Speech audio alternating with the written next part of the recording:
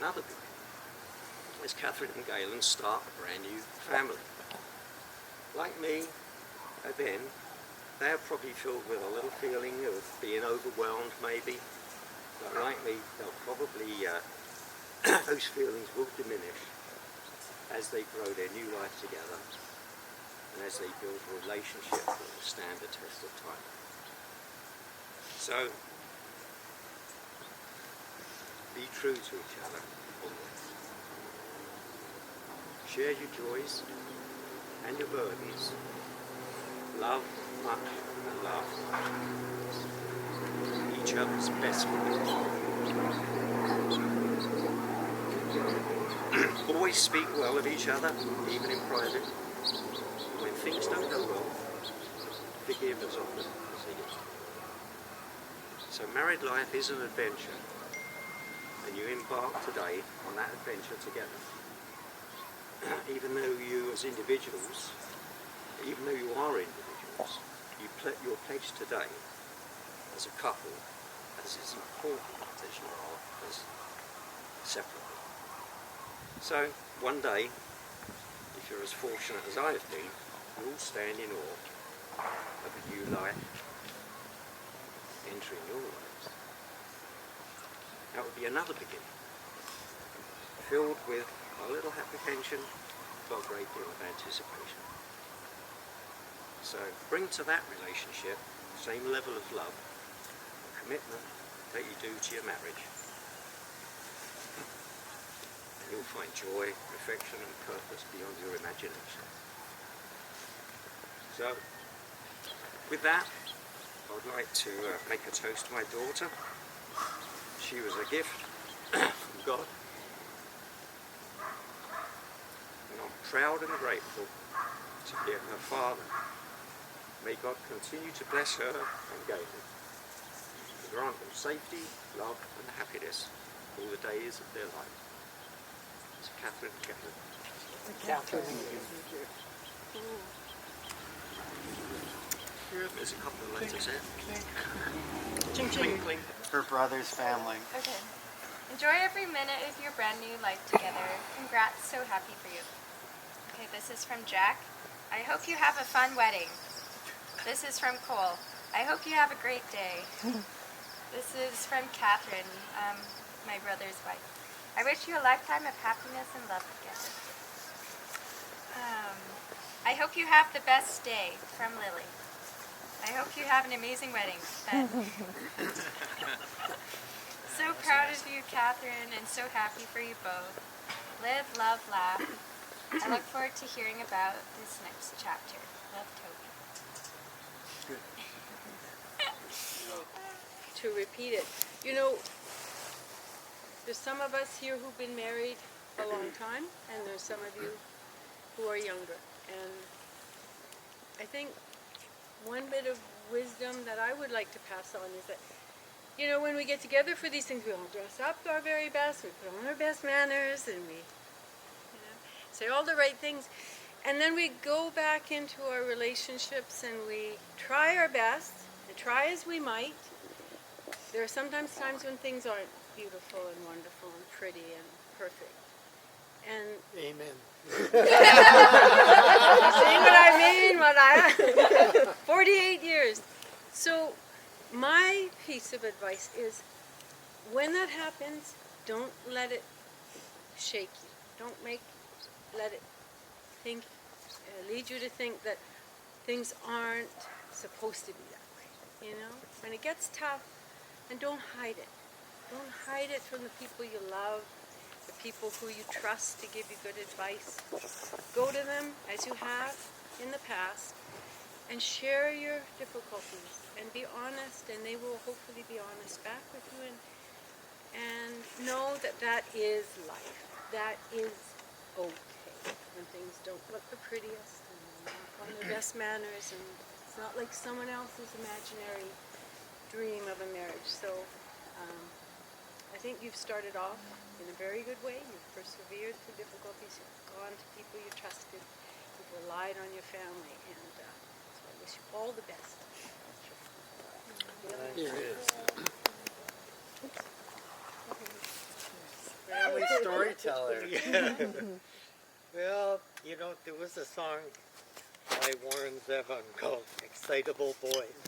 And that's been Galen ever since he was a little guy.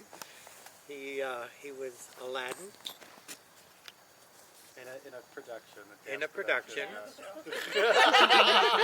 And because he was such an excitable boy and made such a mess of things, we wouldn't allow him to have blackface as the genie.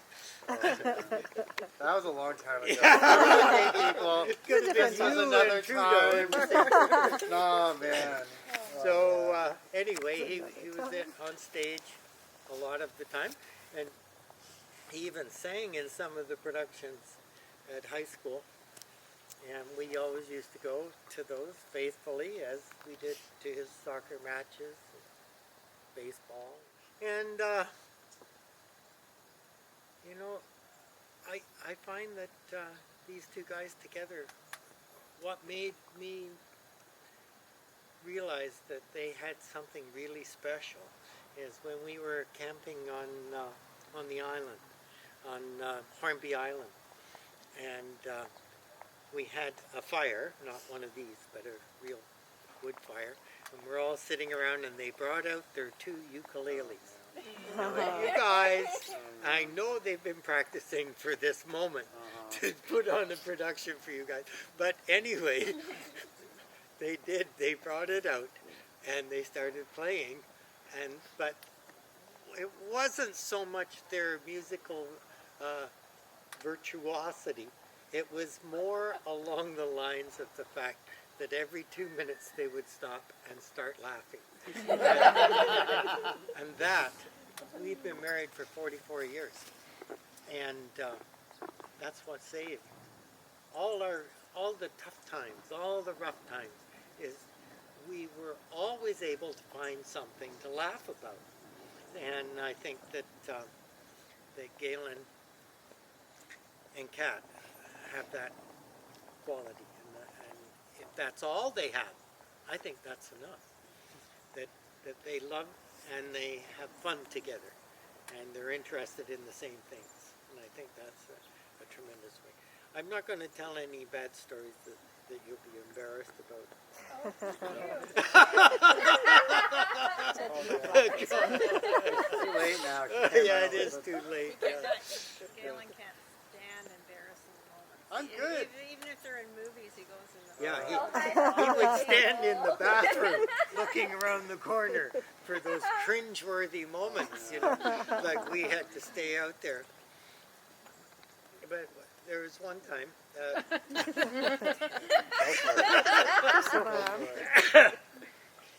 it was, we were in Morocco, and we had sort of timed our time together. We were flying out the next day, and they dropped us off at this restaurant.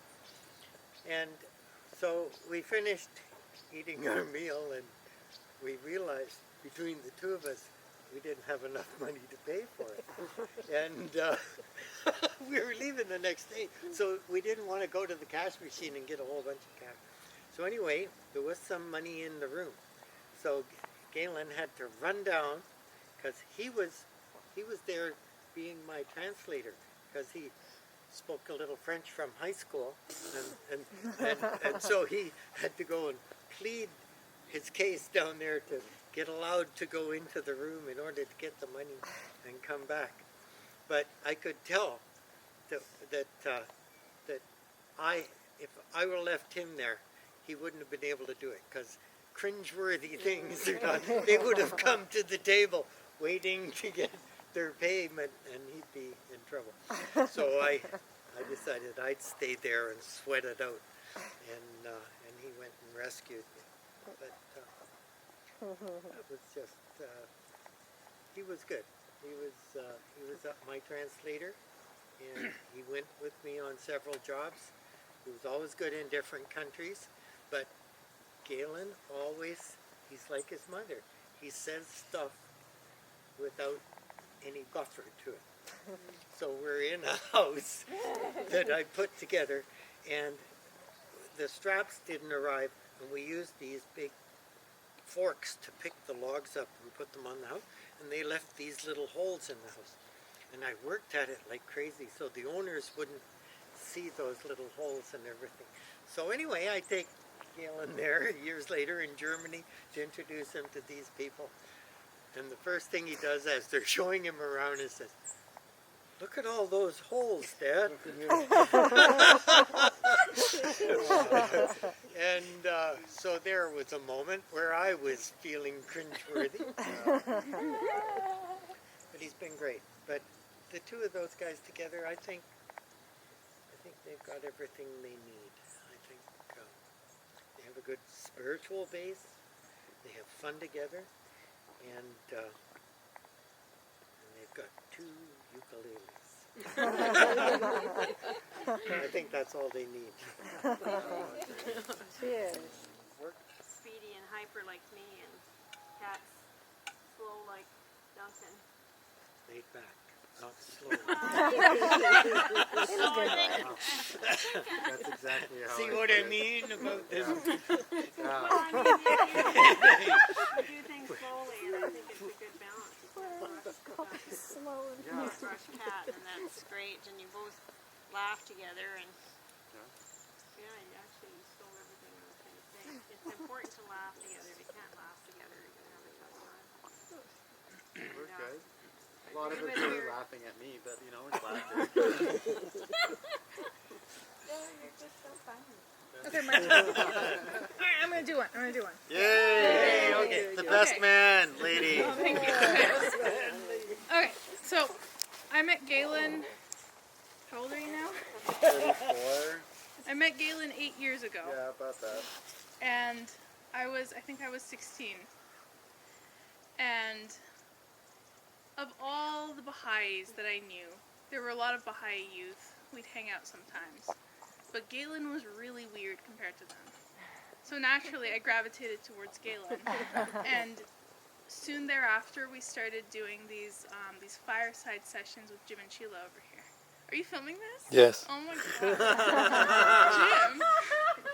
So, I would hang out with Galen when I was in first year university. Almost every single night, I'd finish school, go to Galen's house, and we'd hang out until midnight, and then I'd bus home. So that was my routine for about, I want to say like 6 months-ish. Yeah. And in that 6 months, I watched Galen fall in love like 12 times. And I think this is just the way Galen was. Like, he has this heart that's so full of love, and it's always just like, it has to have someone to give it to. And if it doesn't, it's just gonna like blow up. So that was immediately evident when I met Galen. And you know, we'd keep going to Jim and Sheila's every Sunday on the dot. And even though Galen would, you know, fall in love left and right, I never saw any of these girls at Jim and Sheila's until he met Kat. And then I knew. I was like, okay, yeah, this is the one. And here she is. We're happy to have you. Congratulations. Thanks, Emily. I finished my drink, so I can't toast. Yeah, But it's all good. to Kat and Galen, Galen. The one that stuck. the one that stuck. The one that came to the gatherings. The one who actually Showed up. showed up. No. Yeah, and that's the most important thing. We weren't sure today whether she was. Touch and go. It was a kind of a nervous laughter amongst everyone. See, 8 years ago, 9 years ago, I was on my field school in the Gulf Islands, being trained as an archaeologist. And during this time, I was living on an island in the wilderness, and I believe that if you're taking yourself outside of society and you're going into the wilderness, you should spend time meditating and praying in the same way that Buddha did, Jesus. These figures in our history, they go out into the wilderness and they meditate and they pray and find God. And so in the 2 times where I've kind of done something like this in my life, I've prayed really and meditated and had some pretty profound experiences. The one on my field school, I'd been feeling quite spiritually isolated, as mentioned in my vows, and I wanted companionship. I wanted like Baha'is in my life. I was very askew from the faith at that point in time, and I prayed to God to send me a person to have a conversation. And the next day I was down at the beach building a raft out of driftwood, and this little houseboat shows up. This old man and his grandkids get out, and they're playing in the ocean, and I feel drawn to this man. So I go up and I say, hello, and he reaches out his hand to shake my hand, and as he's reaching towards me, the sun glints off the greatest holy name on the ring on his finger, and it's a Baha'i. So I say, Allahu Pa, he says Allahu Pa, and began one of the most important conversations of my entire life. So I'd been feeling very outside of the faith, and I'd become an alcoholic and all sorts of stuff, and I wasn't feeling like a part of the Baha'i community. And he just let me know that like the Baha'i faith is a thing of love, and that his son went through similar things, and that he made me feel seen and understood and respected. And at the end I asked, do you know anybody in the Victoria community? Because I have been trying to make Baha'i friends, and I've never been able to really make Baha'i friends. And he said, I know just the family for you. And he wrote down on a piece of paper the word Slobodian with a phone number on it and gave it to me. Fortunately, I lost that piece of paper like 2 days later, okay? And it was really upsetting because I really wanted to meet these people. And then 2 months later, I was in class with another girl named Mayanna, apparently a childhood friend of yours. Yeah? Oh, yeah. Yeah, sorry. The other man.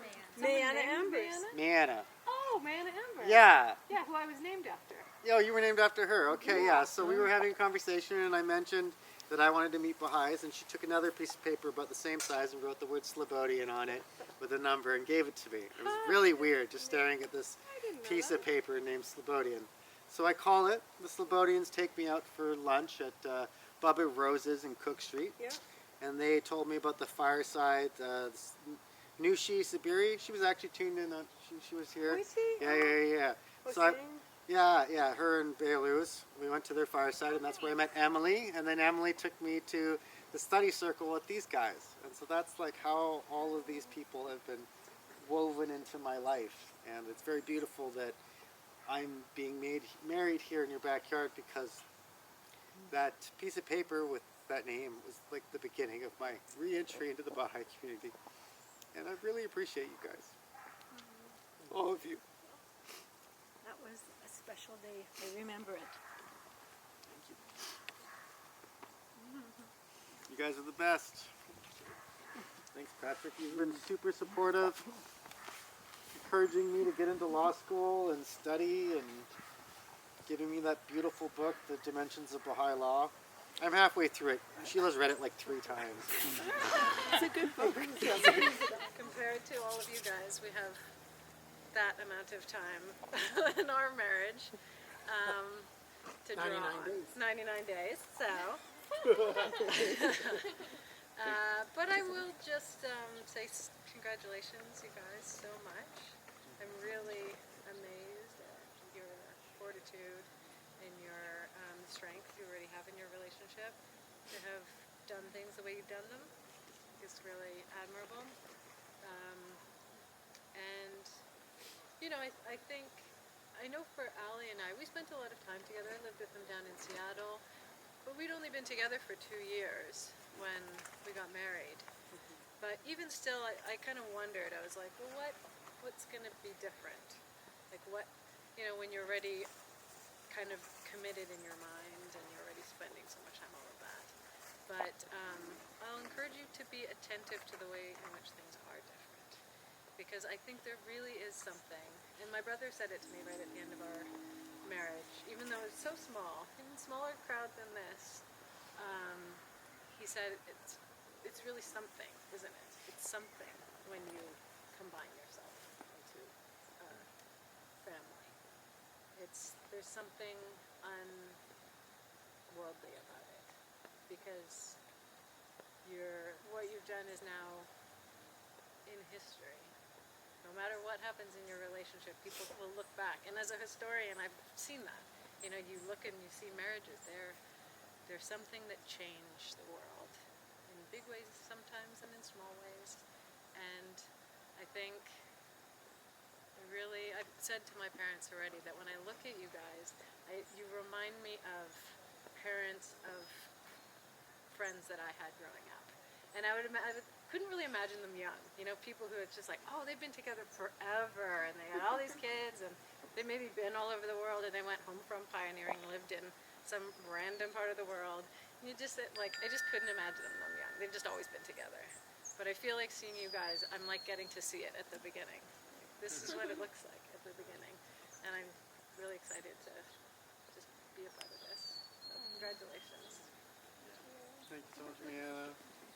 Well, I think the thing that I can say in terms of watching you, I'm talking about Galen right now, first, not Kat, but talking about Galen right now, watching you progress through the worlds of God and through the 7 valleys several times. I love to backtrack. What can I say? No, but each time you go through the valleys, you get deeper into them, and you understand them more profoundly. And then the third time, you get another new message, another new thing, and that's what the 7 valleys are about. I don't think you can ever go through the 7 valleys enough times. I don't think you ever figure them out. No, I don't think you do. I don't think one does. I shouldn't say you. I don't think one does. But I think one gets closer to figuring it out. And I think that watching you progress through the 7 valleys has been really cool. Watching you develop as a human adult into what you've become. And like I haven't seen you slam a door in a long time. I haven't seen you walk out on us in a long time, right? I haven't seen you swear in a long time. Yeah, I'm still working on it. Still working on it. So you're editing yourself. That's good. See, so that's good.